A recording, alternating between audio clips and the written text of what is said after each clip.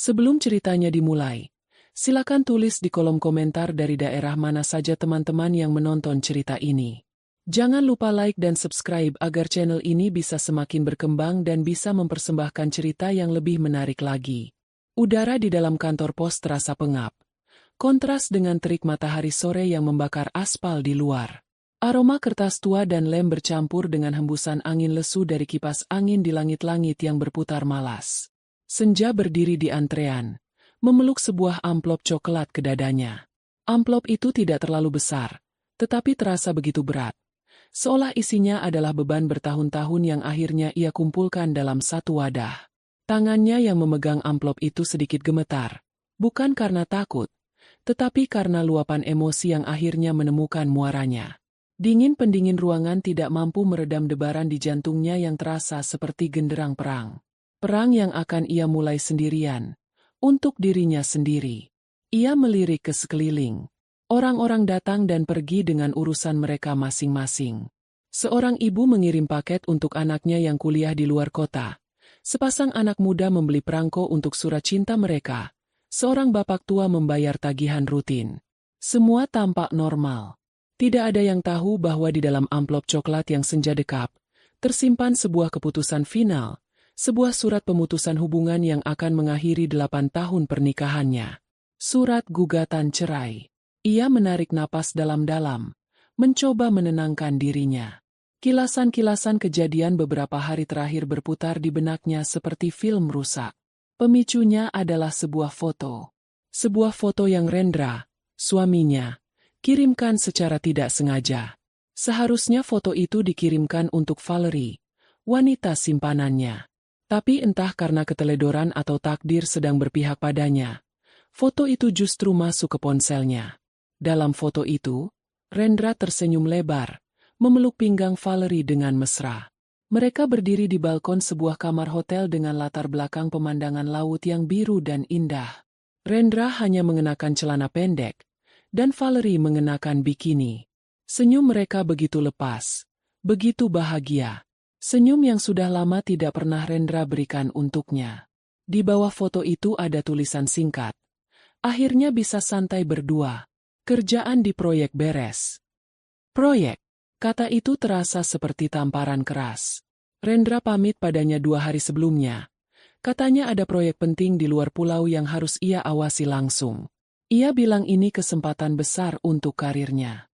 Ia bahkan berakting begitu meyakinkan. Dengan wajah lelah dan tumpukan berkas yang ia bawa sebagai properti. Senja, seperti biasa, mempercayainya. Ia menyiapkan semua keperluannya, memasukkan kemeja-kemeja terbaiknya ke dalam koper, bahkan membuatkan bekal makanan untuk di perjalanan. Ia mengantarnya sampai ke depan pintu dengan doa dan senyuman, berharap suaminya sukses dan lekas pulang. Bodoh, betapa bodohnya dirinya. Foto itu adalah puncaknya. Tetapi bukan akarnya. Akarnya sudah menjalar begitu dalam selama bertahun-tahun. 8 tahun yang lalu, Senja adalah seorang perempuan muda penuh mimpi. Ia baru saja lulus dengan predikat terbaik dari jurusan desain grafis dan mulai merintis usaha kecilnya sendiri, menerima pesanan logo dan desain promosi. Usahanya mulai berkembang, kliennya mulai banyak. Lalu ia bertemu Rendra, seorang arsitek muda yang ambisius dan karismatik. Rendra memujinya, mendukung mimpinya, dan berjanji akan membangun masa depan bersama. Setelah menikah, semua berubah perlahan. Rendra mulai mengeluh. Sayang, kamu capek banget kayaknya. Buat apa sih kerja sampai larut malam? Kan sekarang ada aku.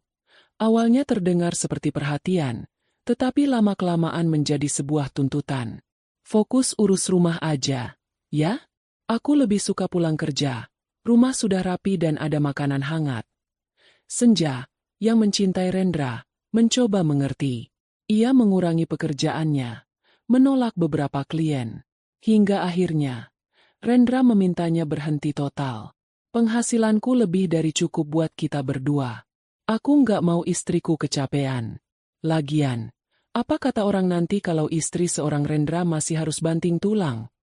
Demi cinta, dan demi menjaga citra suaminya, Senja mengubur mimpinya. Laptop dan peralatan desainnya ia simpan di dalam gudang, tertutup debu dan waktu. Ia mendedikasikan seluruh hidupnya untuk menjadi istri yang sempurna. Rumah selalu bersih, pakaian Rendra selalu rapi, makanan favoritnya selalu tersedia. Ia menjadi manajer rumah tangga yang tidak pernah digaji, menjadi pendengar setia setiap keluh kesah Rendra tentang pekerjaannya, menjadi bayangan yang memastikan hidup suaminya nyaman dan tanpa celah. Namun, pengorbanannya tidak pernah dihargai. Rendra mulai berubah. Ia sering pulang malam dengan alasan lembur. Ia menjadi lebih mudah marah untuk hal-hal sepele. Pujian yang dulu sering ia lontarkan kini berganti menjadi kritik. Kok masakanmu hari ini agak asin? Atau, kenapa kemeja biruku belum disetrika? Ia tidak pernah lagi bertanya tentang hari-hari senja, tentang apa yang senja rasakan atau pikirkan. Senja menjadi tak terlihat di matanya sendiri. Ia hanya ada untuk melayani. Kecurigaannya tentang wanita lain sudah ada sejak lama. Aroma parfum wanita yang berbeda di kemeja Rendra, panggilan telepon yang dijawab dengan berbisik di tengah malam, atau pengeluaran kartu kredit yang tidak masuk akal. Setiap kali Senja mencoba bertanya, Rendra akan marah besar. Ia akan menuduh Senja pencemburu, posesif, dan tidak mendukung karirnya. Kamu pikir aku ini apa? Aku kerja keras buat kamu juga. Kalau kamu nggak percaya, buat apa kita teruskan pernikahan ini? Ancaman itu selalu berhasil membungkam Senja. Ia takut. Takut sendirian. Takut gagal mempertahankan rumah tangganya. Takut pada stigma janda yang masih begitu melekat di masyarakat. Tapi foto itu mengubah segalanya. Foto itu bukan lagi sekadar kecurigaan, melainkan bukti telak yang tak terbantahkan. Sebuah penghinaan yang dilemparkan langsung ke wajahnya. Malam itu, setelah menerima foto itu, Senja tidak menangis. Air matanya terasa sudah kering, habis terkuras oleh kesedihan bertahun-tahun. Yang ada hanyalah kehampaan yang dingin, yang kemudian perlahan berubah menjadi amarah yang membara. Amarah bukan pada Rendra atau Valerie, tetapi pada dirinya sendiri. Marah karena telah membiarkan dirinya direndahkan begitu lama. Marah karena telah mengorbankan segalanya untuk orang yang tidak pantas. Malam itu juga, ia membuat keputusan. Ia tidak akan lagi menjadi korban. Ia tidak akan menelepon Rendra dan membuat drama. Rendra tidak pantas mendapatkan energi dan air matanya lagi. Ia akan mengakhirinya dengan cara yang paling menunjukkan betapa tidak berartinya Rendra baginya sekarang. Sebuah surat. Sebuah proses hukum yang dingin dan resmi. Ia menghubungi seorang teman lama yang kini menjadi pengacara, menceritakan semuanya, dan mengirimkan bukti-bukti yang ia miliki. Temannya bergerak cepat. Dalam 2 hari, surat gugatan cerai itu sudah siap. Mengirimkannya lewat pos adalah pilihannya sendiri. Ini adalah sebuah simbol. Ia tidak mau lagi bertatap muka. Ia ingin surat itu datang sebagai kejutan, menginterupsi liburan mesra suaminya, dan menunjukkan bahwa saat Rendra sedang bersenang-senang, ia di sini sedang mengambil kembali kendali atas hidupnya. Nomor antrean 123, ke loket 4. Suara dari pengeras suara menyentakkan Senja dari lamunannya. Itu nomor antreannya. Dengan langkah mantap yang dibuat-buat, ia berjalan menuju loket. Seorang petugas wanita paruh baya menyambutnya dengan senyum lelah. Selamat sore, Mbak. Ada yang bisa dibantu? Saya mau kirim surat tercatat, Bu. Ke alamat ini, kata Senja. Suaranya terdengar lebih stabil dari yang ia kira. Ia menyerahkan amplop coklat itu. Petugas itu menimbang amplopnya, mengetikkan alamat tujuan di komputernya. Alamat sebuah hotel mewah di Bali. Tujuan Denpasar. Ya, pakai layanan kilat khusus. Iya, Bu. Yang paling cepat sampai. Jawab Senja. Ia ingin bom waktu itu meledak secepat mungkin. Petugas itu menempelkan perangko dan beberapa stiker, lalu mengambil stempel besar. Bunyi, tak. Yang keras saat stempel itu menghantam amplopnya terasa seperti ketukan palu hakim di dalam sidang. Final. Tidak ada jalan untuk kembali. Ia membayar biayanya, menerima selembar resi pengiriman, dan mengucapkan terima kasih. Saat ia melangkah keluar dari kantor pos, matahari sudah hampir tenggelam. Langit di ufuk barat berwarna jingga keemasan, persis seperti namanya. Senja, akhir dari sebuah hari. Tapi baginya, ini bukan akhir. Ini adalah awal. Angin sore yang sejuk menerpa wajahnya, terasa seperti belayan lembut yang menghapus semua jejak air mata masa lalu. Untuk pertama kalinya setelah sekian lama, ia bisa bernapas dengan lega. Ia berjalan pulang dengan langkah ringan, meninggalkan bayangan gelap pernikahannya di belakang pintu senja. Perjalanannya masih panjang. Ia tahu itu. Tapi setidaknya sekarang, ia berjalan di jalurnya sendiri. Di sebuah villa pribadi yang bertengger di atas tebing dengan pemandangan langsung ke Samudra Hindia, surga terasa begitu nyata. Suara debur ombak yang menghantam karang di bawah menjadi musik latar yang menenangkan. Angin laut membawa aroma garam yang segar. Rendra menyesap segelas anggur putih dingin sambil bersandar di kursi malas di tepi kolam renang tanpa batas. Di sampingnya, Valerie sedang mengoleskan losion tabir surya ke kulitnya yang mulus. "Sayang, kamu yakin istrimu nggak akan curiga?" tanya Valerie, memecah keheningan. Suaranya manja, tetapi ada nada menuntut di dalamnya. Rendra tertawa kecil. Tawa angkuh seorang pria yang merasa memegang kendali penuh atas dunianya. "Senja? Dia itu terlalu polos. Aku bilang ada proyek mendadak. Dia langsung percaya. Paling sekarang dia lagi sibuk bersih-bersih rumah atau coba resep masakan baru. Dia nggak akan pernah kepikiran aku ada di sini, apalagi sama kamu." Ia menarik Valerie ke dalam pelukannya, mencium pundaknya yang terbuka. "Sudah, jangan pikirkan dia. Kita di sini untuk bersenang-senang. Anggap saja ini hadiah untuk kerja kerasku selama ini." Valerie tersenyum puas. Inilah yang ia sukai dari Rendra. Kekuasaannya, uangnya, dan kemampuannya untuk memberikan gaya hidup mewah seperti ini. Baginya, hubungan ini adalah sebuah investasi. Ia sudah lelah menjadi model kelas 2 yang harus bersaing ketat untuk setiap pekerjaan. Bersama Rendra, masa depannya terasa lebih terjamin. Tentu saja, ada sedikit gangguan bernama istri sah, tetapi Valerie yakin itu hanya masalah waktu. Ia cukup pandai memainkan perannya sebagai wanita yang memuja dan memahami Rendra, sesuatu yang menurutnya tidak dimiliki oleh istri Rendra yang ia bayangkan sebagai perempuan rumahan yang membosankan. "Tapi sampai kapan, Ren? Aku capek sembunyi-sembunyi terus," rengeknya lagi, kali ini dengan nada yang lebih serius. "Aku mau kita bisa pamer ke semua orang. Aku mau status yang jelas." Rendra menghela napas. Percakapan ini lagi. "Sabar, sayang. Proses cerai itu rumit dan mahal. Aku harus atur strategi dulu. Aku nggak mau Senja dapat bagian banyak. Dia nggak berhak. Semua ini kan hasil kerja kerasku." Ia tidak benar-benar berniat menceraikan Senja dalam waktu dekat. Baginya, sistem yang ia jalani sekarang sudah sempurna. Ia punya istri di rumah yang mengurus semua kebutuhannya tanpa banyak bertanya, dan punya kekasih muda yang cantik untuk menemaninya bersenang-senang dan memuaskan egonya. Menceraikan Senja akan merusak keseimbangan itu. Akan ada drama keluarga, pembagian harta, dan citranya sebagai pria sukses bisa tercoreng. Tidak, ia akan menundanya selama mungkin. Mereka menghabiskan sisa sore itu dengan bermalas-malasan, berenang, minum anggur, dan bercinta. Rendra merasa seperti raja. Ia telah bekerja keras untuk mencapai posisinya sekarang, dan ia merasa berhak mendapatkan semua ini. Ia merasa pantas mendapatkan istri yang patuh dan kekasih yang menarik. Ia adalah pusat dari alam semestanya sendiri, dan semua orang di sekitarnya hanyalah planet yang berputar mengelilinginya.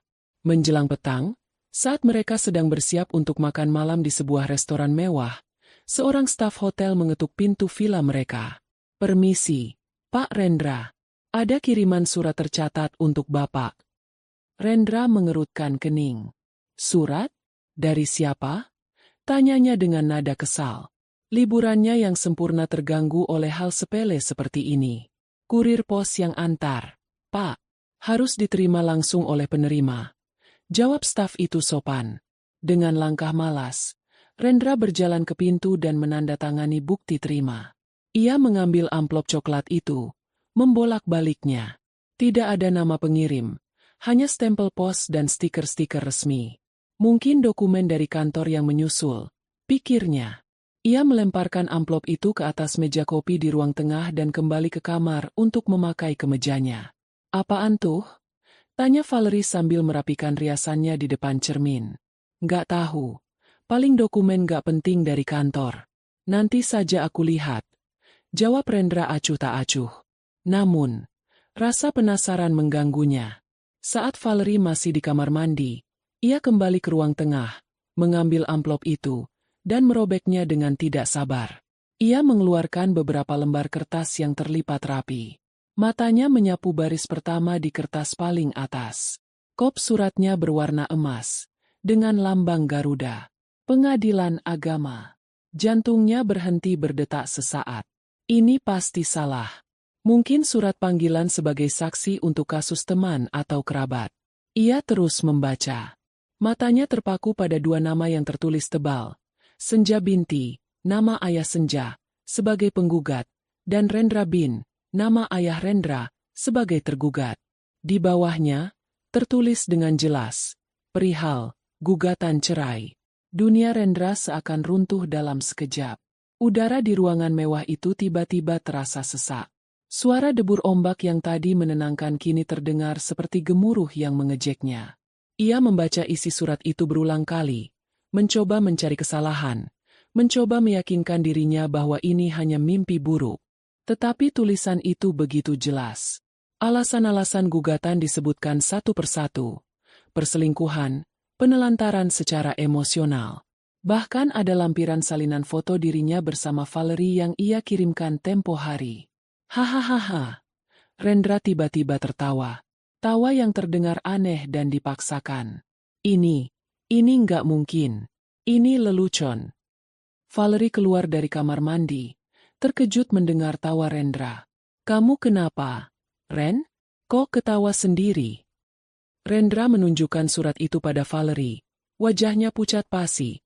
Senyumnya lenyap digantikan oleh ekspresi tidak percaya yang bercampur amarah. Lihat ini. Istrimu yang polos, itu menggugat cerai aku. Valerie merebut kertas itu dari tangan Rendra. Matanya membelalak saat membacanya. Ini di luar skenarionya. Ia menginginkan perceraian, tetapi dengan cara yang elegan, di mana Rendra yang memegang kendali dan ia keluar sebagai pemenang. Gugatan dari pihak istri, apalagi dengan bukti perselingkuhan, akan membuat posisi mereka sangat lemah. Ini akan menjadi perang yang kotor dan berantakan. Gila, desis Valerie. Berani banget dia. Berani? Dia itu nekat. Raung Rendra. Amarahnya kini meledak. Ia mondar-mandir di ruangan seperti singa yang terkurung. Dia pikir dia siapa bisa melakukan ini padaku? Setelah semua yang aku berikan padanya. Rumah, mobil, hidup enak. Dia pikir dia bisa hidup tanpa aku. Rasa terkejutnya berubah menjadi kemarahan yang membabi buta. Egonya sebagai laki-laki, sebagai suami, sebagai penguasa dalam rumah tangganya, telah dilukai dengan sangat parah. Dan yang lebih menyakitkan adalah cara Senja melakukannya. Tanpa drama, tanpa telepon, tanpa air mata. Hanya sebuah surat resmi yang dingin, yang dikirimkan langsung ke surga pribadinya, merusaknya tanpa ampun. Ini adalah sebuah deklarasi perang, dan ia merasa ditusuk dari belakang. Ia meraih ponselnya. Tangannya gemetar karena marah. Ia harus menelepon Senja. Ia akan memaki-makinya, mengancamnya, membuatnya menarik kembali gugatan gila ini. Ia akan membuat perempuan itu sadar di mana posisinya. Halo? Suara di seberang telepon terdengar begitu tenang, begitu datar. Suara yang sama sekali tidak menunjukkan rasa takut atau bersalah. Senja, kamu sudah gila, ya? Surat apa yang kamu kirim ini? Bentak Rendra. Suaranya menggema di ruangan. Valerie hanya bisa menonton dengan cemas. Makan malam romantis mereka sudah pasti batal. Surga mereka telah diinterupsi oleh badai yang datang dari tempat yang paling tidak mereka duga. Di tengah kemewahan villa itu, Rendra untuk pertama kalinya merasakan sesuatu yang sudah lama tidak ia rasakan, kehilangan kendali. Dan perasaan itu membuatnya sangat sangat ketakutan. Ponsel di atas meja bergetar hebat, memecah keheningan di dalam rumah kontrakan yang masih berbau cat baru. Senja, yang sedang duduk di lantai menyortir buku-buku lamanya, melirik layar. Nama, suamiku, tertera di sana. Sebuah nama kontak yang kini terasa asing dan ironis. Ia membiarkannya bergetar, menyelesaikan getaran kelimanya sebelum akhirnya hening. Ia tahu Rendra akan menelepon. Ia sudah mempersiapkan dirinya untuk ini.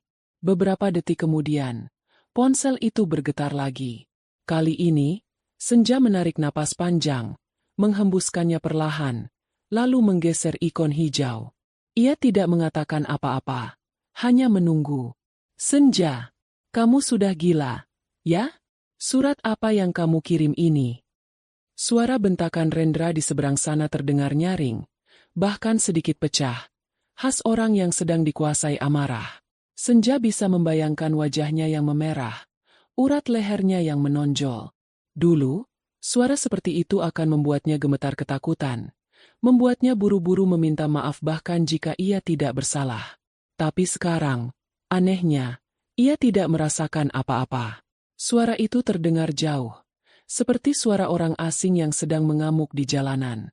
Tidak ada lagi kekuatan dalam bentakan itu yang bisa menembus hatinya. Setelah semua yang aku berikan padamu, ini balasanmu. Kamu pikir kamu siapa? Hah? Berani-beraninya menggugat cerai aku.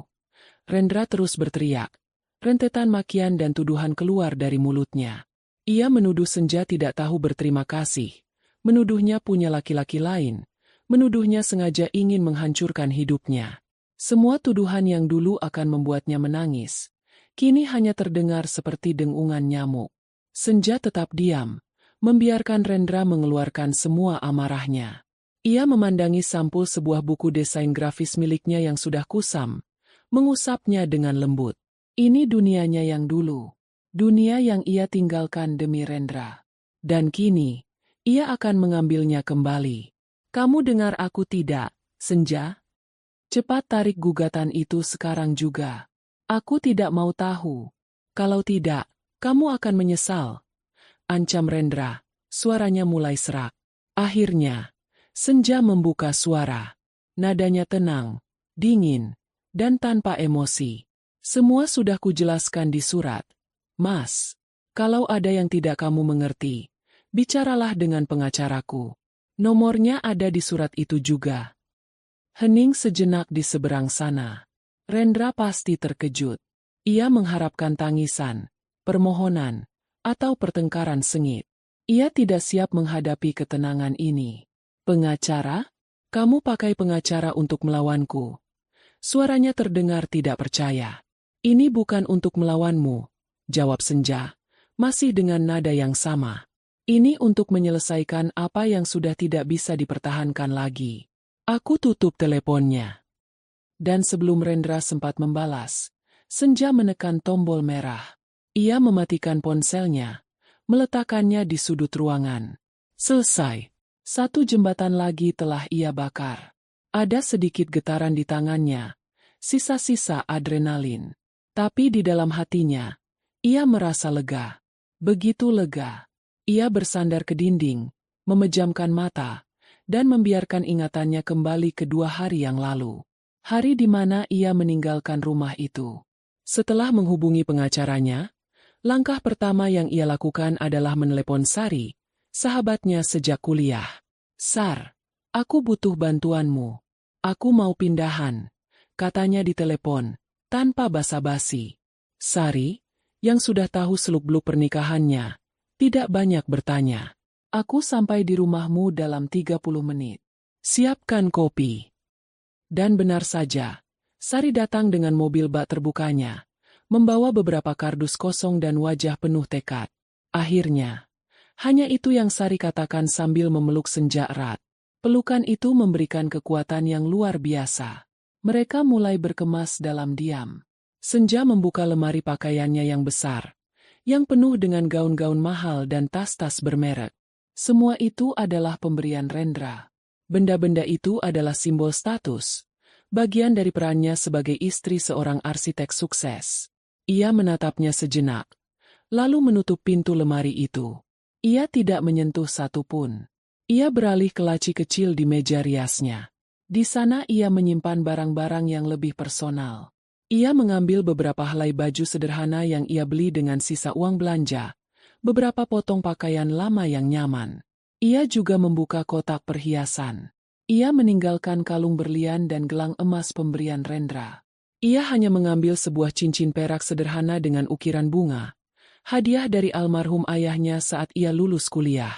Mereka bergerak ke seluruh penjuru rumah. Senja tidak mengambil perabotan mewah, lukisan mahal, atau perangkat elektronik canggih. Ia hanya mengambil hal-hal yang memiliki arti baginya.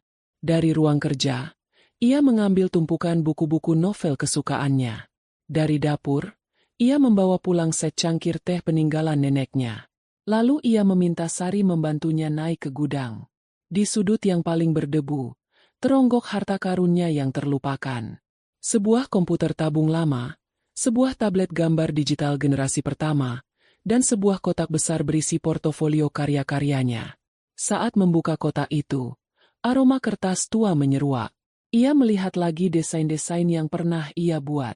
Logo-logo, brosur, ilustrasi. Ada percikan semangat di matanya.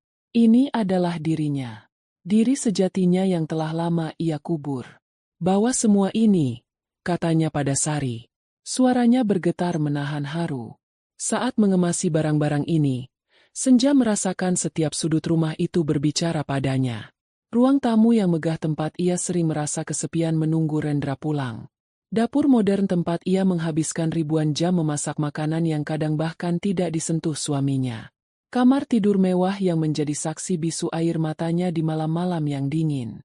Rumah itu bukan lagi miliknya. Mungkin memang tidak pernah benar-benar menjadi miliknya. Itu adalah panggung sandiwara Rendra, dan ia hanyalah salah satu pemeran pembantu. Langkah terakhir sebelum pergi adalah urusan finansial. Ia tahu Rendra akan mencoba memblokir semua aksesnya ke uang. Sebelum mengirim surat cerai, ia sudah pergi ke bank. Ia duduk di depan teller. Jantungnya berdebar kencang. Ia meminta untuk menarik sebagian besar isi rekening tabungan bersama mereka. Ia sudah menghitungnya dengan cermat bersama pengacaranya. Jumlah yang ia ambil tidak lebih dari setengahnya. Jumlah yang menjadi haknya. Rasa bersalah yang ditanamkan Rendra selama bertahun-tahun sempat muncul. Ini uang Rendra, bisik sebuah suara di kepalanya. Tapi suara lain yang lebih kuat menimpali. Ini bukan uang Rendra. Ini upahku. Upah untuk 8 tahun dedikasiku yang tidak pernah dihargai. Upah untuk mimpi yang telah kurlakan mati. Ini adalah modal awalku untuk hidup kembali. Dengan tangan mantap, ia menandatangani slip penarikan. Uang itu, yang kini berada di rekening pribadinya yang baru ia buka, terasa seperti tiket kebebasan. Kini, di dalam rumah kontrakan kecilnya, Senja membuka matanya. Ia memandangi tumpukan kardus di sekelilingnya. Rumah ini kecil, dindingnya perlu dicat ulang, dan lantainya dingin tanpa karpet. Sangat berbeda dengan istana yang ia tinggalkan. Tetapi di sini, ia bisa bernapas. Tidak ada lagi perasaan harus menjadi sempurna. Tidak ada lagi tatapan menghakimi atau kata-kata yang merendahkan. Di sini hanya ada dirinya dan puing-puing mimpinya yang siap ia bangun kembali. Rumah ini mungkin kosong, tetapi hatinya untuk pertama kali terasa penuh. Penuh dengan harapan. Perjalanan pulang dari Bali terasa seperti perjalanan terpanjang dalam hidup Rendra. Ia duduk sendirian di kelas bisnis, menatap keluar jendela tetapi tidak melihat apa-apa. Pemandangan awan putih yang biasanya membuatnya merasa berkuasa, kini tampak hampa. Valerie tidak ikut bersamanya. Setelah telepon penuh amarah dengan Senja malam itu, suasana di antara mereka menjadi tegang. Valerie, yang tidak suka dengan drama yang merepotkan, memutuskan untuk menenangkan diri dan pulang dengan penerbangan lain keesokan harinya. Rendra bahkan tidak peduli. Pikirannya terlalu penuh. Sepanjang penerbangan, ia menyusun rencana. Ia memutar ulang berbagai skenario di kepalanya. Saat tiba di rumah nanti, ia akan menghadapi Senja. Ia akan menggunakan semua senjatanya. Pertama, Ia akan mencoba bersikap tenang dan manipulatif, berbicara tentang kesalahpahaman dan kenangan indah mereka. Jika itu tidak berhasil, ia akan beralih ke intimidasi, mengingatkan Senja bahwa perempuan itu bukan apa-apa tanpanya, bahwa Senja tidak akan bisa bertahan hidup sendirian. Dan jika itu pun gagal, ia akan menggunakan senjata terakhir, amarah. Ia akan membentak, mengancam, membuatnya merasa kecil dan tidak berdaya, seperti yang biasa ia lakukan. Ia yakin, salah satu dari cara itu pasti akan berhasil. Senja yang ia kenal adalah perempuan lemah yang akan luluh di bawah tekanan. Ia masih tidak bisa menerima kenyataan. Digugat cerai oleh Senja adalah sebuah penghinaan. Itu seperti pion catur yang tiba-tiba bergerak dan melakukan skakmat pada raja. Tidak masuk akal. Ia yang seharusnya mengendalikan permainan. Ia yang seharusnya memutuskan kapan pernikahan ini berakhir. Jika memang harus berakhir. Bukan Senja. Pesawat mendarat dengan mulus di Jakarta. Rendra mengambil kopernya dengan gerakan cepat. Melangkah keluar dari bandara dengan aura gelap di sekelilingnya. Ia menyetir mobilnya pulang, membelah kemacetan ibu kota dengan tidak sabar. Di benaknya, ia sudah menyiapkan kalimat pembuka yang akan ia ucapkan saat melihat Senja. Saat mobilnya memasuki gerbang kompleks perumahan mereka yang mewah, sedikit rasa percaya dirinya kembali. Ia melihat rumah-rumah besar di sekelilingnya. Inilah dunianya. Dunia yang ia bangun. Dan Senja adalah bagian dari inventaris di dalamnya. Ia memarkir mobil di garasi, di sebelah mobil city car milik Senja yang terparkir rapi. Dia masih di sini, batinnya, merasa sedikit lega. Ia membuka pintu depan dengan kuncinya sendiri. Senja, aku pulang, serunya. Suaranya menggema di ruangan yang sunyi. Tidak ada jawaban. Biasanya, Senja akan langsung muncul dari dapur atau dari lantai atas, menyambutnya dengan senyum. Hening. Rendra melangkah masuk, meletakkan tas kerjanya di sofa. Ia melihat sekeliling ruang tamu. Semuanya tampak rapi. Terlalu rapi. Tidak ada majalah wanita yang biasa Senja baca di atas meja. Vas bunga di sudut ruangan kosong. Tidak ada lagi rangkaian bunga segar yang selalu Senja siapkan setiap 3 hari sekali. Foto pernikahan mereka yang berukuran besar dan terpajang di dinding seolah menatapnya dengan tatapan mengejek. Ia berjalan ke dapur. Bersih, berkilau, tetapi dingin. Tidak ada aroma masakan. Ia membuka kulkas. Hanya ada beberapa botol bir, air mineral, dan beberapa bumbu dasar. Tidak ada bahan makanan segar. Tidak ada kotak-kotak makanan yang sudah Senja siapkan untuknya. Perutnya yang lapar tiba-tiba terasa melilit. Bukan karena lapar, tetapi karena perasaan aneh yang mulai merayapinya. Dengan langkah yang lebih cepat, ia menaiki tangga menuju kamar mereka. Senja? Panggilnya lagi. Suaranya terdengar ragu. Ia membuka pintu kamar. Pemandangan di depannya membuatnya terpaku. Tempat tidur masih rapi seperti ditinggal di hotel. Tetapi sisi ranjang tempat Senja biasa tidur tampak begitu kosong. Ia berjalan menuju lemari pakaian raksasa mereka.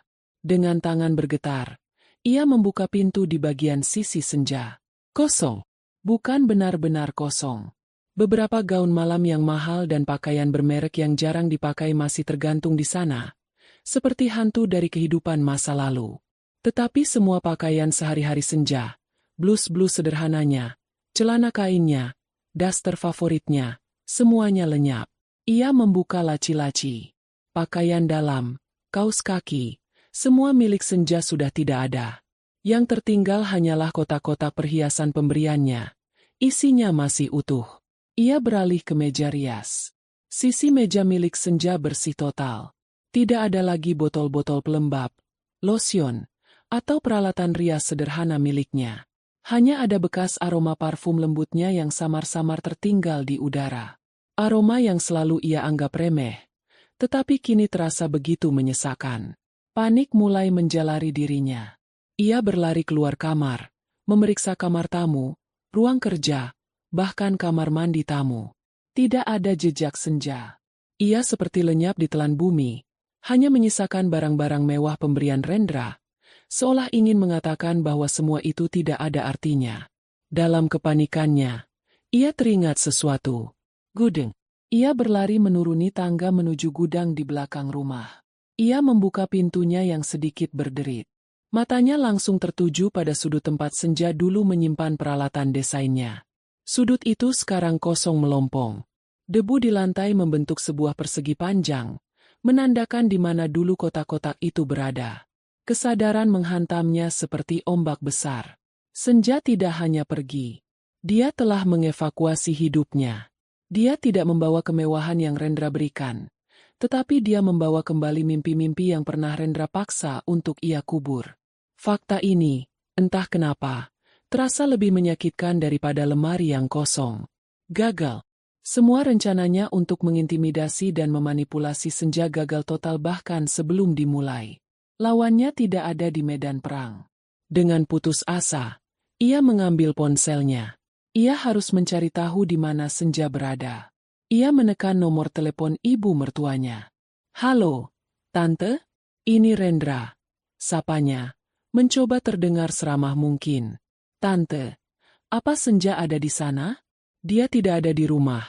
Saya khawatir sekali." Jawaban dari seberang sana terdengar dingin dan tajam.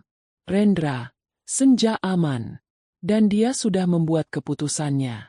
Tante mohon, jangan ganggu dia atau keluarga kami lagi." Klik. Telepon ditutup. Rendra tertegun. Ibu mertuanya, yang selalu memujinya setinggi langit, kini berpihak pada Senja. Ia mencoba menghubungi Sari, sahabat Senja. Jawabannya lebih singkat. "Bukan urusanmu dia di mana." Ia terisolasi. Semua orang yang ia pikir berada di pihaknya, atau setidaknya netral, kini telah membangun benteng di sekeliling Senja. Badai kepulangannya tidak menghasilkan apa-apa selain keheningan yang memekakan telinga. Ia kembali ke ruang tamu, menjatuhkan dirinya di sofa yang empuk. Rumah besar itu terasa begitu luas, begitu kosong, begitu sunyi. Ia adalah raja yang pulang ke istana, hanya untuk menemukan bahwa ratu dan seluruh rakyatnya telah pergi, meninggalkannya sendirian di atas tahta yang dingin. Untuk pertama kalinya, Rendra merasakan ketakutan yang sesungguhnya. Bukan takut kehilangan Senja sebagai seorang istri, tetapi takut akan kenyataan bahwa dunia yang ia bangun dengan susah payah di atas kendali dan arogansinya, ternyata begitu rapuh dan kini telah hancur berkeping-keping. Minggu-minggu pertama setelah kepindahannya terasa seperti kabut. Senja menjalani hari-harinya dalam sebuah ritme yang aneh, antara kelegaan karena telah bebas dan ketakutan akan masa depan yang serba tidak pasti. Rumah kontrakannya yang kecil terasa seperti sebuah pulau terpencil. Di sini, ia aman dari badai bernama Rendra, tetapi ia juga sendirian dengan pikirannya. Ia menghabiskan sebagian besar waktunya untuk membereskan barang, menata ulang hidupnya dalam skala yang jauh lebih kecil, dan mencoba membiasakan diri dengan keheningan. Uang yang berhasil ia amankan dari rekening bersama tersimpan di bank. Jumlahnya cukup untuk bertahan hidup selama beberapa bulan, tetapi tidak cukup untuk membuatnya merasa aman selamanya. Ia tahu, ia tidak bisa terus-menerus bersembunyi dalam kepompongnya. Ia harus bergerak, harus melakukan sesuatu, sebelum ketakutannya berubah menjadi kelumpuhan. Suatu pagi, saat sedang menyeduh kopi di dapurnya yang sempit, matanya tertumbuk pada tumpukan portofolio dan buku-buku desainnya yang ia letakkan di sudut ruang tamu. Ia berjalan mendekat, mengambil salah satu buku, dan membuka halaman-halamannya yang mulai menguning. Gambar-gambar, sketsa-sketsa, dan desain-desain yang pernah ia buat dengan penuh semangat seolah balas menatapnya. Mereka adalah hantu dari dirinya yang dulu. Seorang Senja yang penuh gairah, yang matanya berbinar saat berbicara tentang perpaduan warna dan tipografi. Ia teringat pada sebuah mimpi lama, mimpi yang ia diskusikan dengan Sari bertahun-tahun yang lalu, bahkan sebelum ia bertemu Rendra. Sebuah usaha kecil yang menjual bingkisan atau kado custom. Ia tidak hanya ingin menjual barang, tetapi juga cerita. Ia ingin mengemas hadiah dengan sentuhan personal, dengan desain yang indah, membuatnya menjadi sebuah pengalaman, bukan sekadar transaksi. Mimpi itu ia kubur dalam-dalam karena Rendra menganggapnya kerjaan sepele yang tidak menghasilkan. Kini, Tidak ada lagi Rendra yang meremehkannya.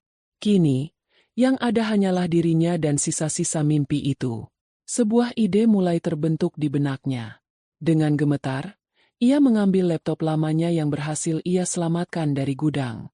Ia mulai membuat sketsa, menuangkan semua ide yang selama ini terpendam. Ia merancang logo, sebuah kaligrafi sederhana bertuliskan, "Kado Senja", dengan siluet matahari terbenam sebagai latarnya. Saat melihat logo itu di layar, sesuatu di dalam dirinya menghangat. Ini adalah miliknya. Ia memutuskan untuk memfokuskan usahanya pada produk-produk artisan lokal. Ia ingin setiap bingkisan yang ia buat mendukung para perajin kecil lainnya. Maka, dimulailah perjalanannya. Hari-harinya kini tidak lagi diisi dengan menunggu suami pulang. Ia bangun pagi-pagi, bukan untuk menyiapkan sarapan Rendra, tetapi untuk pergi ke pasar-pasar lokal dan sentra-sentra kerajinan di pinggiran kota. Ia bertemu dengan seorang ibu pembuat kue kering rumahan yang resepnya turun-temurun. Ia berbincang dengan seorang pemuda yang membuat sabun organik di garasi rumahnya. Ia menemukan sebuah desa kecil tempat para wanita menenun syal dengan pewarna alami. Setiap pertemuan memberinya energi baru. Orang-orang ini, mereka tidak punya banyak, tetapi mereka punya semangat. Mereka punya kebanggaan atas karya tangan mereka. Sesuatu yang sudah lama hilang dari diri Senja. Tentu saja, perjalanannya tidak mulus. Ia harus belajar tentang bisnis dari nol.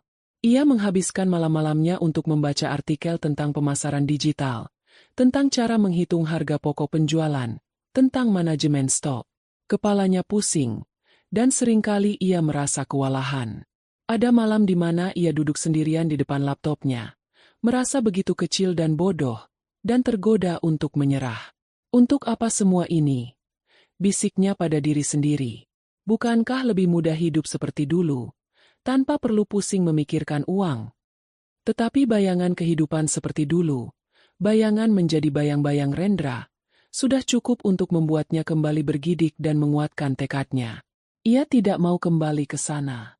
Sari, sahabatnya, menjadi malaikat penjaga dalam proses ini. Setiap akhir pekan, Sari akan datang membantunya. "Senja, fotomu ini kurang terang. Coba deh ambil gambarnya di dekat jendela pas pagi hari." Atau, "Caption Instagrammu terlalu kaku. Coba ceritakan kisah di balik produknya." Sari membantunya membuat akun media sosial yang proper, mengajarinya trik-trik sederhana untuk membuat konten yang menarik. Ibunya juga tidak tinggal diam. Melalui jaringan pertemanannya, ibunya menghubungkan Senja dengan beberapa pemasok kain kemasan dan pita dengan harga miring. Sesekali, ibunya akan datang ke kontrakan, membawakan makan siang dan membantunya mengemas pesanan-pesanan awal yang datang dari teman dan kerabat. Dukungan tanpa pamrih dari orang-orang terdekatnya inilah yang menjadi bahan bakarnya. Lalu, suatu sore, keajaiban kecil itu terjadi. Saat sedang menata stok barang, ponselnya berbunyi. Sebuah notifikasi pesanan masuk dari situs web sederhananya. Senja memeriksa nama pemesannya. Ia tidak kenal nama itu. Ini bukan teman, bukan pula kerabat. Ini adalah pelanggan pertamanya yang sesungguhnya. Seorang asing yang menemukan kado Senja dari internet dan memutuskan untuk percaya padanya. Jantungnya berdebar begitu kencang. Ia membaca detail pesanan itu berulang kali, seolah tidak percaya. Sebuah bingkisan untuk hadiah ulang tahun ibu, berisi teh herbal, selai nanas buatan tangan, dan sebuah syal tenun. Senja merasa seperti baru saja memenangkan lotre. Dengan semangat yang meluap-luap, ia menyiapkan pesanan itu. Ia mengerjakannya dengan penuh ketelitian, seolah sedang mengerjakan sebuah mahakarya. Ia memilih kotak terbaik, menata setiap produk dengan hati-hati, mengikat pita dengan simpul yang paling sempurna. Ia bahkan menulis sebuah kartu ucapan terima kasih dengan tulisan tangannya sendiri. "Terima kasih telah menjadi pelanggan pertama kami. Semoga bingkisan ini membawa kebahagiaan." Setelah menyerahkan paket itu ke kurir, ia duduk di lantainya yang dingin, merasakan kelelahan yang luar biasa sekaligus kepuasan yang mendalam. Kelelahan ini terasa berbeda. Ini bukan lelah karena melayani dan menunggu tanpa dihargai. Ini adalah lelah karena berkarya, lelah karena memperjuangkan mimpinya sendiri. Dan rasanya begitu manis. Seminggu kemudian, sebuah email masuk ke ponselnya. Email dari pelanggan pertamanya. Isinya singkat. "Terima kasih banyak, Mbak Senja. Kadonya indah sekali. Dan ibu saya sangat suka. Pengemasannya sangat personal dan penuh perasaan.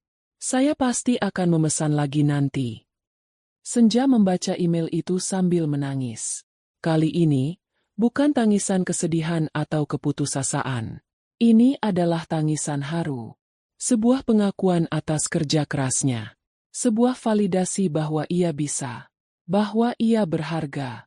Bukan karena statusnya sebagai istri seseorang, tetapi karena dirinya sendiri. Karena apa yang bisa ia ciptakan dengan tangan dan kepalanya sendiri. Malam itu, di tengah tumpukan kardus, pita, dan aroma wangi dari produk-produknya, Senja tidak lagi merasa sendirian. Ia ditemani oleh harapan. Puing-puing mimpinya yang berserakan kini mulai ia susun kembali, satu persatu, menjadi sebuah mozaik baru yang jauh lebih indah dan lebih kuat dari sebelumnya. Sementara Senja sedang sibuk membangun kembali dunianya, dunia Rendra justru sedang runtuh perlahan. Setelah shock awal karena menemukan rumah yang kosong, arogansinya kembali mengambil alih.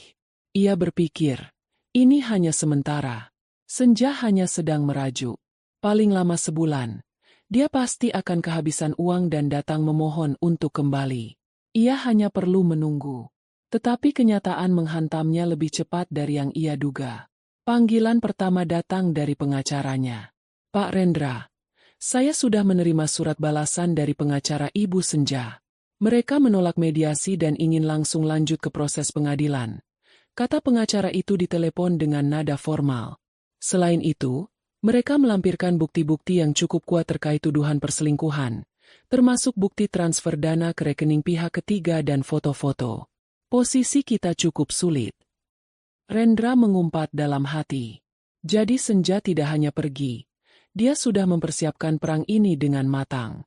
"Lalu soal harta gono gini," lanjut pengacara itu, "pihak Ibu Senja menuntut pembagian 50% dari semua aset yang didapat selama masa pernikahan. Termasuk rumah, mobil, dan investasi atas nama Bapak." "Apa? Itu tidak adil," protes Rendra. "Semua itu hasil kerja kerasku. Dia hanya di rumah saja." "Dalam hukum perkawinan tidak seperti itu, Pak. Kontribusi seorang istri dalam mengurus rumah tangga juga dihitung.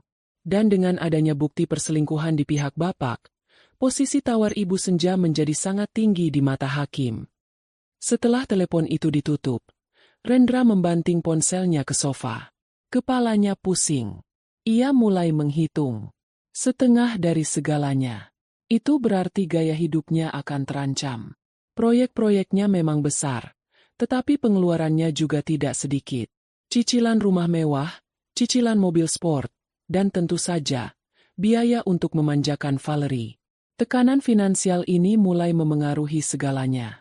Ia menjadi lebih mudah tersinggung. Pekerjaan di kantor terasa lebih berat. Dan pulang ke rumah yang kosong dan sunyi setiap malam hanya memperburuk suasana hatinya. Ia baru sadar, betapa banyak hal-hal kecil yang dulu Senja urus tanpa pernah ia sadari.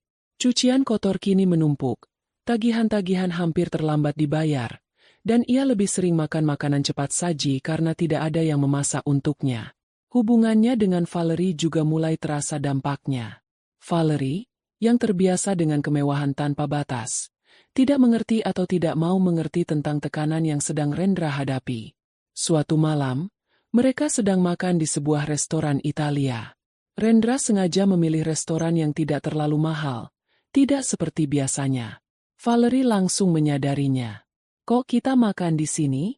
Biasanya kan kita ke tempat yang di Hotel Bintang 5 itu." Keluh Valerie sambil membolak-balik menu dengan bibir cemberut. "Lagi ingin coba suasana baru saja," jawab Rendra, berbohong. Selama makan, Valerie lebih sibuk dengan ponselnya, memotret makanannya dari berbagai sudut untuk diunggah ke media sosial. Rendra menatapnya dalam diam. Tiba-tiba saja, ia teringat pada Senja. Saat makan, Senja tidak pernah menyentuh ponselnya. Ia akan mendengarkan cerita-cerita Rendra tentang kantor, bertanya tentang harinya, memastikan Rendra makan dengan nyaman. Valerie ada di depannya, tetapi terasa begitu jauh. Sementara Senja, yang entah di mana, bayangannya justru terasa begitu dekat. Setelah makan, saat berjalan menuju mobil, Valerie berhenti di depan sebuah butik tas ternama. Sayang, lihat deh, koleksi terbarunya sudah keluar. Temani aku lihat ke dalam sebentar, ya? Lain kali saja, Val. Aku capek. Tolak Rendra. Wajah Valerie langsung berubah masam. Kok kamu gitu sih? Biasanya juga nggak pernah nolak. Sejak istrimu itu pergi, kamu jadi pelit banget, deh. Kata, pelit. Itu seperti menyulut sumbu amarah Rendra yang sudah pendek. Pelit? Kamu pikir proses cerai itu gratis? Aku bisa kehilangan setengah dari semua asetku. Dan yang bisa kamu pikirkan hanya tas baru. Bentaknya. Suaranya naik beberapa oktav. Valerie terkejut. Ini pertama kalinya Rendra membentaknya di depan umum. Loh, itu kan urusanmu. Salahmu sendiri kenapa bisa sampai ketahuan. Kamu kan yang janji mau menceraikan dia dan menikahiku. Kenapa sekarang aku yang harus ikut susah? Pertengkaran mereka berlanjut di dalam mobil. Semua unek-unek yang selama ini terpendam akhirnya keluar. Valerie menuduh Rendra tidak becus mengurus masalahnya. Rendra menuduh Valerie hanya peduli pada uangnya. Kata-kata tajam saling terlontar, merusak citra hubungan sempurna yang selama ini mereka coba tampilkan. Hubungan yang dibangun di atas kebohongan dan kesenangan sesaat itu ternyata tidak cukup kuat untuk menghadapi tekanan dari dunia nyata.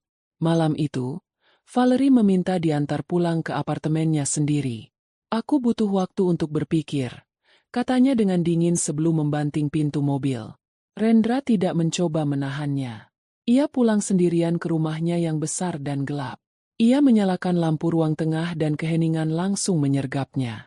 Ia melihat sekeliling. Semuanya masih sama seperti saat ia tinggalkan. Berantakan. Ada tumpukan piring kotor di wastafel, majalah berserakan di meja, dan kemeja kerjanya tergeletak di sofa. Ia baru sadar. Selama ini ia berpikir bahwa yang ia butuhkan dari seorang wanita adalah kecantikan dan kesenangan seperti yang Valerie berikan. Tetapi di saat seperti ini, di tengah kekacauan hidupnya, ia justru merindukan hal lain. Ia merindukan keteraturan, ketenangan, dan rasa nyaman. Ia merindukan aroma masakan senja saat ia pulang kerja. Ia merindukan rumah yang selalu rapi dan hangat. Ia merindukan seseorang yang bertanya, "Hari ini kamu capek, ya?" Ia menjatuhkan diri di sofa, memijat pelipisnya yang berdenyut.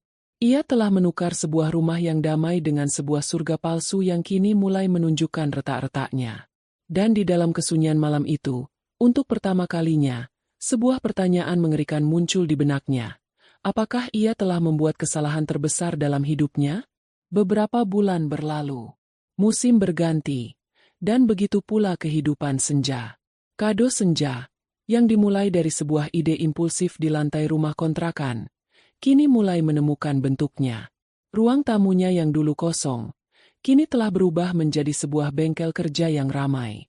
Rak-rak kayu sederhana yang ia pasang sendiri di dinding kini penuh dengan gulungan pita, tumpukan kertas kado aneka motif, dan contoh-contoh produk dari para pemasoknya. Aroma kopi, kertas, dan bunga kering bercampur menjadi satu, menciptakan sebuah wangi yang khas, wangi kerja keras. Pertumbuhannya stabil. Dari satu pesanan seminggu, menjadi beberapa pesanan dalam sehari. Pelanggan-pelanggannya kebanyakan datang dari mulut ke mulut. Seorang ibu yang puas dengan bingkisan lahiran, merekomendasikannya ke teman arisannya. Seorang karyawan kantor yang memesan untuk acara perpisahan, menyebarkan informasinya di grup departemennya. Setiap pesanan, sekecil apapun, ia kerjakan dengan sepenuh hati. Ia percaya bahwa energi yang ia tuangkan dalam karyanya akan sampai kepada penerimanya. Transformasi tidak hanya terjadi pada usahanya, tetapi juga pada dirinya. Senja yang sekarang jauh berbeda dengan senja yang dulu. Ia tidak lagi punya waktu untuk meratapi masa lalu. Hari-harinya diisi dengan kegiatan yang produktif. Ia belajar bernegosiasi dengan pemasok, yang awalnya membuatnya gugup setengah mati. Ia belajar mengelola keuangan usahanya, mencatat setiap pemasukan dan pengeluaran di sebuah buku besar dengan tulisan tangan yang rapi. Ia bahkan belajar menjadi model untuk produknya sendiri, meminta Sari memotret tangannya yang sedang menata bingkisan untuk diunggah ke media sosial. Penampilannya pun berubah. Ia tidak lagi memakai gaun-gaun mahal yang terasa mengekang. Pakaian favoritnya kini adalah kaos katun sederhana dan celana jin yang nyaman.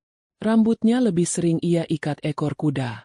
Ia kehilangan beberapa kilogram berat badan, bukan karena diet, tetapi karena terus bergerak aktif.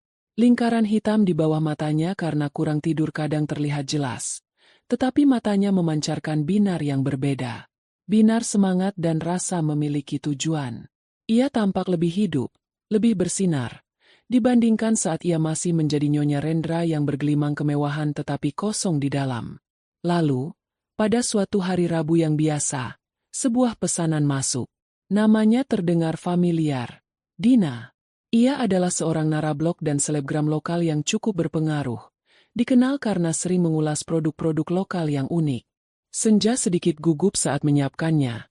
Ia memberikan perhatian ekstra pada setiap detailnya. Ia tidak tahu bahwa pesanan inilah yang akan mengubah segalanya. Seminggu kemudian, saat ia sedang beristirahat sambil minum teh di sore hari, ponselnya tiba-tiba menjadi gila. Notifikasi masuk bertubi-tubi tanpa henti. Pengikut baru, komentar, pesan langsung, dan yang paling penting, email pesanan. Dengan bingung dan panik, ia mencoba mencari tahu apa yang terjadi. Sari kemudian mengiriminya sebuah tautan ke akun Instagram Dina. Di sana, terpampang sebuah unggahan baru. Serangkaian foto yang indah, menunjukkan proses membuka kotak, kado senja, dari berbagai sudut. Dina tidak hanya memuji produknya, tetapi ia juga menulis sebuah cerita yang menyentuh tentang bagaimana ia merasakan jiwa dan ketulusan dalam bingkisan tersebut.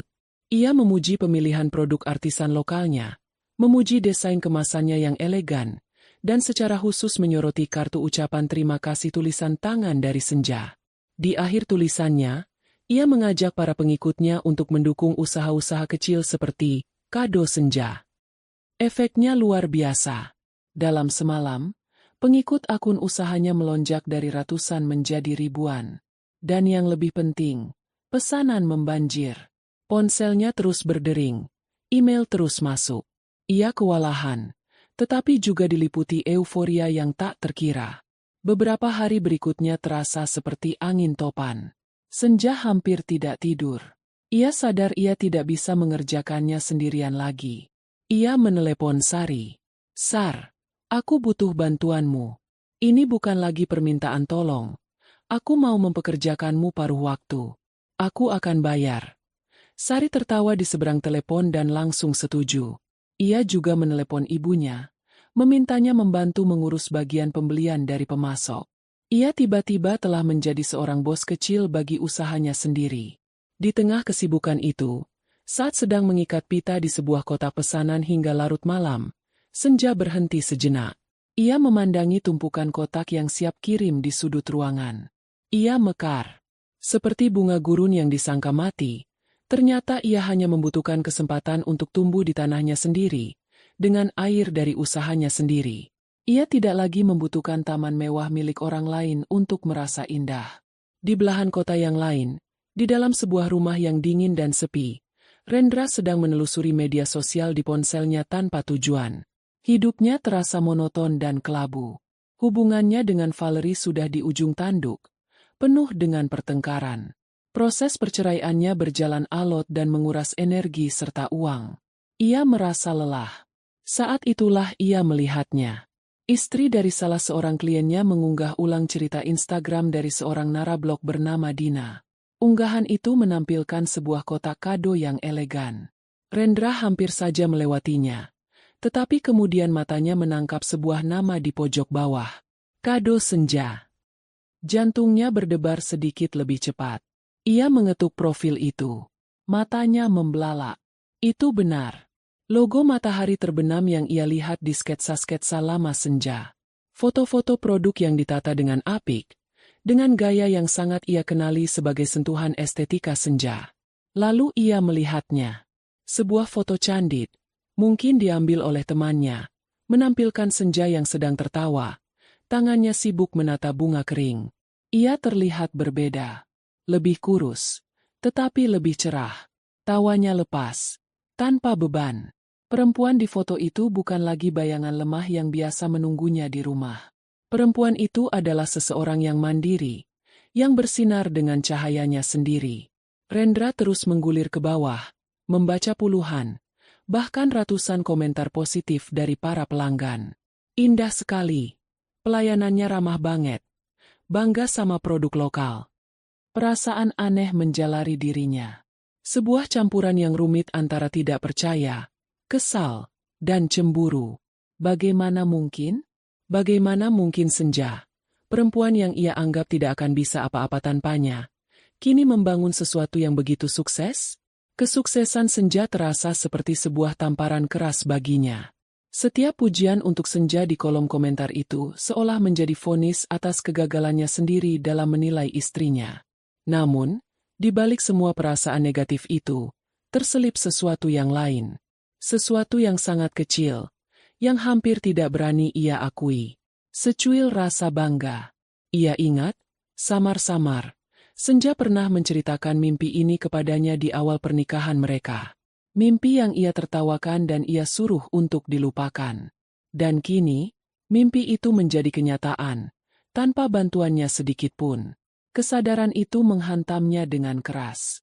Ia tidak hanya kehilangan seorang istri yang melayaninya. Ia telah meremehkan dan melepaskan seorang mitra yang sebenarnya memiliki potensi luar biasa. Dan melihat Senja mekar di tengah gurun kehidupannya yang gersang, membuat Rendra merasa lebih kering dan lebih kosong dari sebelumnya. Kekosongan yang dirasakan Rendra semakin hari semakin dalam. Hubungannya dengan Valerie akhirnya benar-benar kandas. Pertengkaran terakhir mereka adalah tentang rencananya memotong pengeluaran, termasuk menjual mobil sportnya untuk menutupi biaya pengacara dan potensi pembagian harta. Bagi Valerie, itu adalah akhir dari segalanya. Tanpa kemewahan, Rendra tidak lagi menarik di matanya. Valerie pergi, meninggalkan Rendra sendirian dengan semua masalahnya. Kini, hanya ada dua hal yang mengisi pikiran Rendra, proses cerai yang menguras hartanya, dan bayangan kesuksesan Senja yang terus menghantuinya. Setiap malam, di rumahnya yang besar dan sunyi, ia akan membuka profil, kado Senja, menatap foto-foto produk dan wajah Senja yang tampak bahagia. Sebuah obsesi mulai tumbuh. Ia meyakinkan dirinya sendiri bahwa semua masalahnya akan selesai jika ia bisa mendapatkan Senja kembali. Ia merasa, Senja adalah jangkar hidupnya yang telah ia putuskan talinya secara bodoh. Ia harus merebutnya kembali. Ia tidak lagi berpikir logis. Ia tidak menganggap bahwa Senja mungkin sudah benar-benar tidak menginginkannya lagi. Dalam arogansinya, ia percaya bahwa Senja pasti masih memiliki perasaan padanya, bahwa penolakannya di telepon tempo hari hanyalah sebuah bentuk kemarahan sesaat. Ia hanya perlu menunjukkan penyesalan, dan Senja yang lemah lembut, itu pasti akan luluh. Ia memutuskan untuk menemuinya langsung. Ia mendapatkan alamat bengkel kerja, kado Senja, dari profil bisnisnya. Suatu sore, setelah mengumpulkan semua keberaniannya, ia mengendarai mobilnya ke sana. Ia bahkan sempat berhenti di toko bunga untuk membeli sebuket lili putih, bunga favorit Senja dulu. Lingkungan tempat tinggal Senja sangat berbeda dari dunianya. Jalanannya lebih sempit. Rumah-rumahnya lebih sederhana dan berdekatan. Ada anak-anak bermain di gang. Suasana kehidupan terasa lebih hangat dan nyata di sini. Ia merasa seperti orang asing. Setelah beberapa kali bertanya, akhirnya ia menemukan rumah kontrakan itu. Ada sebuah papan kayu kecil yang tergantung di terasnya, bertuliskan, kado Senja, dengan ukiran tangan yang indah. Dari jendela yang terbuka, ia bisa melihat ke dalam. Senja tidak sendirian. Ia sedang bersama Sari. Mereka berdua tertawa sambil menggunting pita. Pemandangan itu terasa begitu ringan dan bahagia. Pemandangan yang sudah lama sekali tidak ia saksikan. Tawa Senja, yang ditujukan bukan untuknya, terasa seperti sayatan kecil di hatinya. Ia menarik napas dalam-dalam, memantapkan hati, lalu melangkah masuk melalui pintu yang terbuka. "Permisi." Tawa di dalam ruangan itu langsung berhenti. Senja dan Sari menoleh serempak. Senyum di wajah Senja memudar, digantikan oleh ekspresi terkejut yang dengan cepat berubah menjadi tenang dan terkendali. Ia tidak terlihat takut. Sementara itu, wajah Sari langsung mengeras. Tatapannya tajam dan penuh permusuhan. "Mau apa kamu kesini?" desis Sari, nadanya protektif. Senja meletakkan guntingnya, lalu memberikan isyarat pada Sari. "Sar, nggak apa-apa. Bisa tolong kamu lanjutkan sebentar di belakang?" katanya dengan suara yang sangat tenang. Sari tampak ragu, tetapi akhirnya mengangguk dan berjalan ke ruangan lain. Tidak lupa memberikan tatapan peringatan terakhir pada Rendra. Kini mereka hanya berdua. Rendra merasa canggung berdiri di tengah ruangan yang penuh dengan barang-barang kerajinan itu. Ruangan itu berantakan, tetapi berantakan yang produktif. Aromanya harum. Suasana di sini begitu hidup. Sangat kontras dengan rumahnya yang seperti museum. "Senja, aku." Rendra memulai. Suaranya terdengar serak. Ia menyodorkan buket bunga lili di tangannya. "Ini untukmu." Senja menatap bunga itu sejenak, tetapi tidak menerimanya. "Duduklah, Mas." "Ada apa?" katanya. Nadanya sopan tetapi berjarak. Ia tidak lagi memanggilnya Mas Rendra, hanya Mas. Tapi entah kenapa, panggilan itu terasa lebih formal dan jauh. Rendra meletakkan bunga itu di atas meja terdekat dan duduk di sebuah kursi kayu kecil. Ia menatap Senja. Perempuan di hadapannya ini adalah istrinya, tetapi juga terasa seperti orang lain. Ada kepercayaan diri dalam postur tubuhnya. Ada ketenangan di matanya. Aku kesini mau minta maaf," kata Rendra, memulai pidato yang sudah ia siapkan. "Aku tahu aku salah besar. Senja. Aku buta. Aku sudah menyia-nyiakanmu. Tidak ada satu hari pun aku tidak menyesalinya." Senja hanya diam, mendengarkan. Wajahnya tidak menunjukkan emosi apapun. "Aku dan Valerie sudah berakhir," lanjut Rendra, seolah itu adalah sebuah berita besar yang akan mengubah segalanya. "Aku sadar.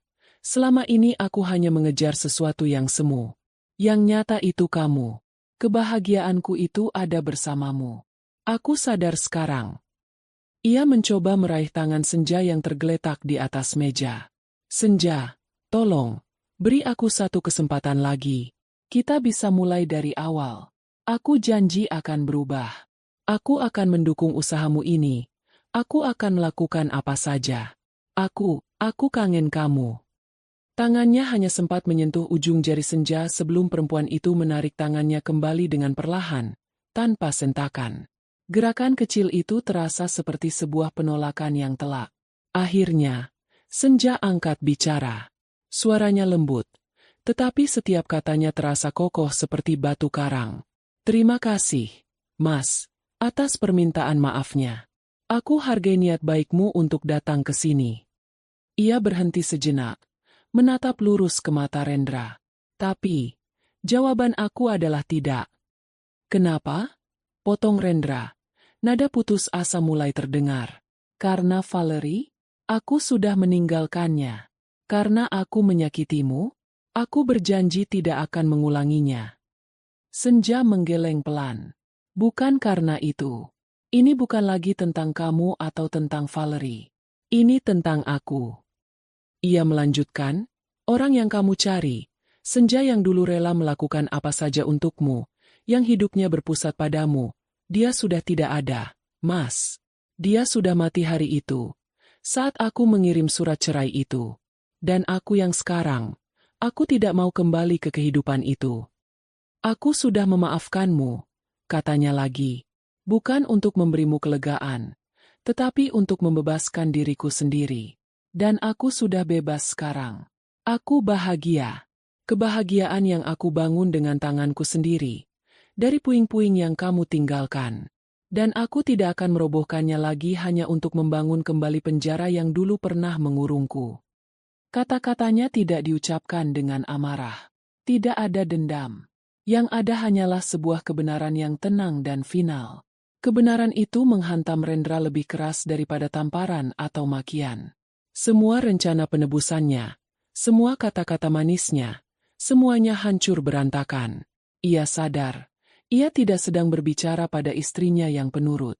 Ia sedang berbicara pada seorang perempuan utuh yang telah menemukan nilainya sendiri. Ia kehabisan kata-kata. Ia menatap senja, dan yang ia lihat hanyalah seorang asing yang sopan. Tidak ada lagi cinta, tidak ada lagi luka, hanya ada ketidakpedulian yang sopan. Dan itu adalah hal yang paling menyakitkan dari segalanya. Dengan perasaan hampa, ia berdiri. Aku mengerti. Ia berbalik dan berjalan keluar dari bengkel kerja yang hangat itu, kembali ke dunianya yang dingin. Bunga lili putih yang ia bawa tergeletak di atas meja, tampak layu di tengah semaraknya kehidupan baru yang telah senja ciptakan untuk dirinya sendiri. Hari itu akhirnya tiba. Hari di mana 8 tahun pernikahannya akan secara resmi dihapuskan oleh negara. Udara pagi terasa berbeda, lebih jernih, seolah alam pun menahan napas. Senja berdiri di depan cermin, bukan untuk memeriksa penampilannya dengan cemas seperti dulu, melainkan untuk memastikan ia melihat seorang perempuan yang siap. Ia memilih untuk mengenakan sebuah blus batik tulis berwarna sogan yang kalem, dipadukan dengan celana panjang hitam. Pakaian itu tidak berteriak meminta perhatian, tetapi memancarkan martabat dan ketenangan. Ini bukan perayaan, ini adalah sebuah upacara penutupan. Ia melakukannya untuk dirinya sendiri, sebagai tanda hormat pada perjalanan yang telah ia lalui. Ibunya dan Sari sudah menunggunya di ruang tamu. Tidak banyak kata yang terucap. Mereka hanya saling bertukar pandang penuh pengertian. Ibunya menggenggam tangannya erat. Sebuah gestur yang menyalurkan kekuatan ribuan kata. Sari merapikan kerah blus Senja dan tersenyum. "Kamu tampak kuat," bisiknya. Dan Senja, untuk pertama kalinya, benar-benar merasa demikian. Gedung pengadilan agama terasa dingin dan kaku. Dindingnya yang tinggi dan koridornya yang panjang seolah menggema dengan kisah-kisah perpisahan yang tak terhitung jumlahnya. Ini adalah tempat di mana cinta secara resmi dinyatakan mati. Senja berjalan tegap di antara ibunya dan Sari. Langkahnya mantap. Ia bukan lagi korban yang datang untuk mengadu. Ia adalah seorang penggugat yang datang untuk mengambil kembali hak dan kebebasannya. Di seberang koridor, ia melihat Rendra. Pria itu sedang berbicara dengan pengacaranya. Senja berhenti sejenak, mengamatinya dari kejauhan. Rendra tampak sangat berbeda. Setelan mahalnya terlihat sedikit kebesaran di tubuhnya yang lebih kurus. Rambutnya yang biasanya tertata sempurna, kini tampak sedikit berantakan. Ada lingkaran hitam di bawah matanya yang tidak bisa disembunyikan. Ia tidak lagi memancarkan aura arogansi dan kekuasaan. Yang terlihat kini adalah seorang pria yang lelah dan kalah. Mata mereka bertemu selama sepersekian detik. Senja melihat kilat keterkejutan, rasa sakit, dan mungkin penyesalan di mata Rendra. Namun, ia tidak merasakan apa-apa. Tidak ada lagi amarah, tidak ada lagi sakit hati. Yang ada hanyalah kehampaan, seperti melihat orang asing yang wajahnya samar-samar ia kenali. Rendra adalah orang pertama yang membuang muka. Dalam gestur kecil itu, Senja tahu bahwa ia telah memenangkan perang yang bahkan tidak ia sadari sedang ia perjuangkan. Perang untuk merebut kembali harga dirinya. Di dalam ruang sidang, suasana terasa lebih mencekam. Hakim ketua, seorang pria parubaya dengan wajah tanpa ekspresi, duduk di singgasananya. Panitera membolak-balik berkas dengan gerakan mekanis. Pengacara dari kedua belah pihak duduk tegap di kursi masing-masing. Senja duduk di antara ibunya dan pengacaranya, sementara Rendra duduk sendirian di seberang ruangan. Kesendiriannya tampak begitu nyata dan menyedihkan. Sidang dimulai. Hakim membacakan detail kesepakatan pembagian aset yang telah disetujui sebelumnya melalui mediasi yang alot. Suaranya yang monoton dan datar terdengar seperti mantra pemakaman bagi pernikahan mereka.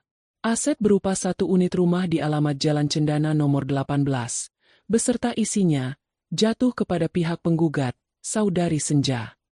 Pikiran Rendra melayang. Ia teringat saat pertama kali membawa Senja ke rumah itu.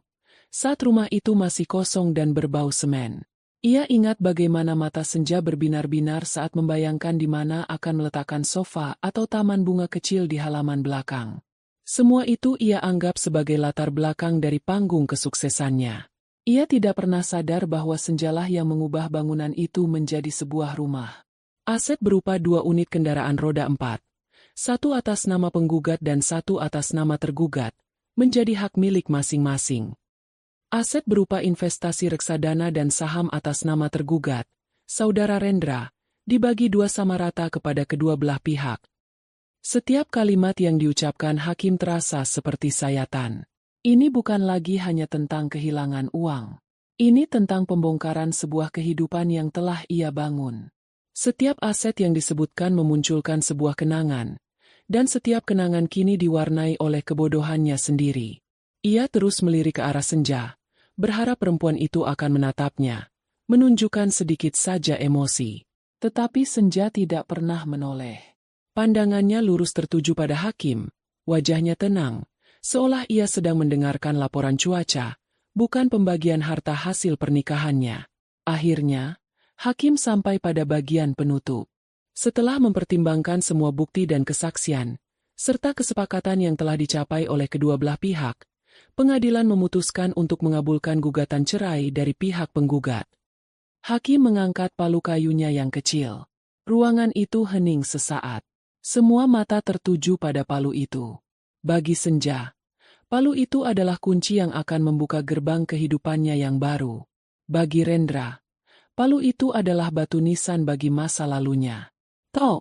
1 ketukan. Tok! 2 ketukan. Tok! 3 ketukan. Suara itu terdengar begitu keras dan final di dalam ruangan yang sunyi. Selesai. Senja menghembuskan napas yang tanpa sadar telah ia tahan. Beban seberat gunung yang selama bertahun-tahun menekan pundaknya, kini terangkat seluruhnya. Ia merasa ringan. Ibunya meremas tangannya dengan lembut. Sari menepuk punggungnya. Ia tidak menangis. Ia hanya merasa damai. Di seberang ruangan, Rendra tersentak. Bahunya merosot seolah baru saja menerima pukulan telak. Ia menundukkan kepalanya dalam-dalam. Pengacaranya mengatakan sesuatu padanya, tetapi ia tidak mendengar. Suara palu itu terus berdengung di telinganya, menghapus semua harapan terakhir yang mungkin masih tersisa. Ia kini secara resmi bukan siapa-siapa lagi bagi Senja. Hanya seorang pria dari masa lalu.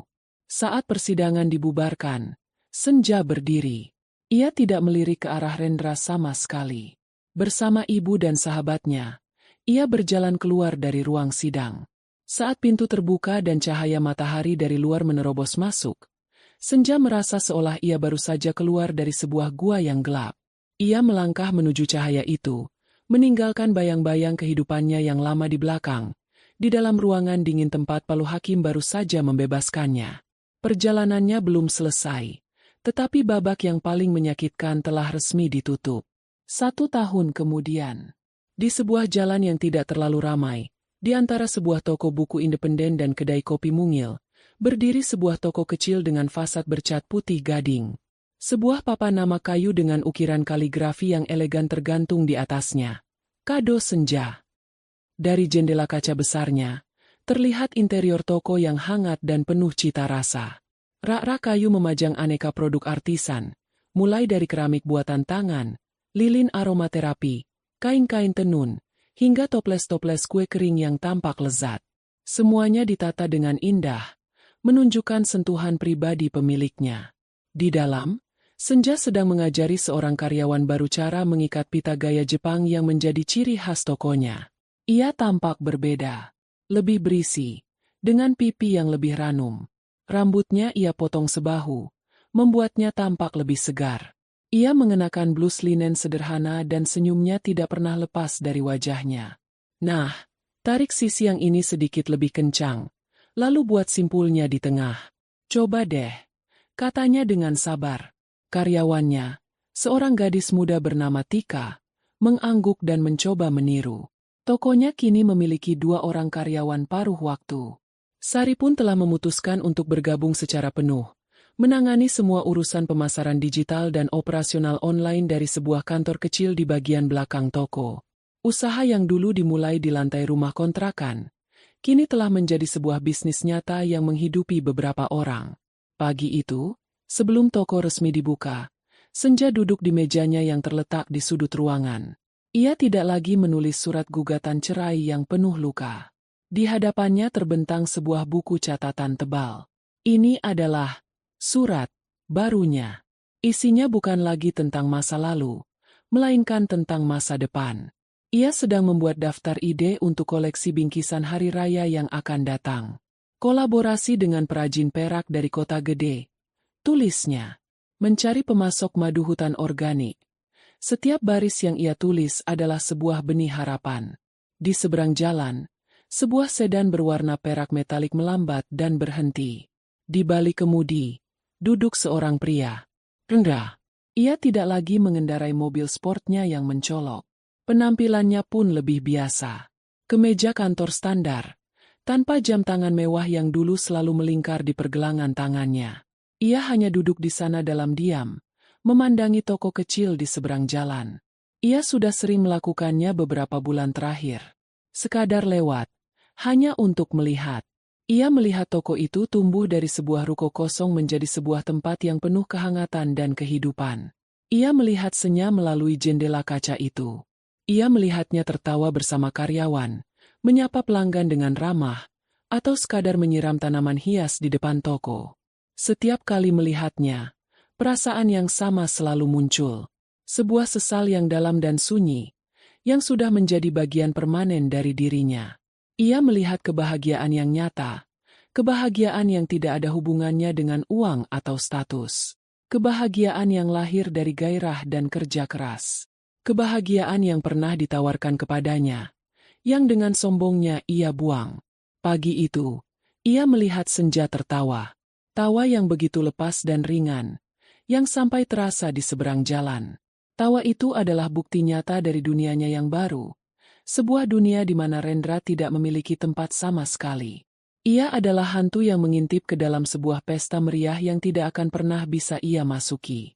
Setelah beberapa menit yang terasa seperti selamanya, ia menarik napas panjang, memasukkan gigi mobilnya, dan melaju pergi, menyatu kembali dengan lalu lintas yang sibuk, membawa serta penyesalannya yang abadi.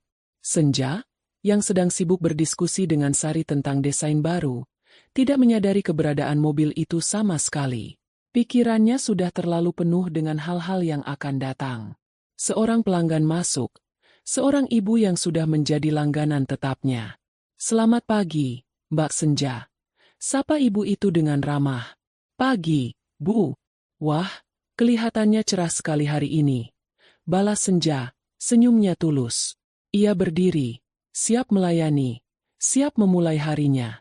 Mentari pagi menerobos masuk melalui jendela kaca, menyinari partikel-partikel debu yang menari-nari di udara, menciptakan aura keemasan di dalam tokonya. Ia menghirup aroma kopi dari kedai sebelah. Ia merasakan kehangatan di hatinya. Pembalasan dendam terbaiknya bukanlah kehancuran Rendra. Ia bahkan tidak pernah mendoakan hal itu. Pembalasan dendam terbaiknya adalah kebahagiaannya sendiri. Penyesalan yang dirasakan Rendra adalah hukuman yang pria itu ciptakan untuk dirinya sendiri. Sebuah gema sunyi dari kehidupan indah yang telah ia sia-siakan. Dan Senja, ia tidak lagi menoleh ke belakang. Di tangannya ada pena, dan di hadapannya terbentang halaman-halaman kosong. Ceritanya masih panjang, dan kali ini, ia adalah satu-satunya penulisnya.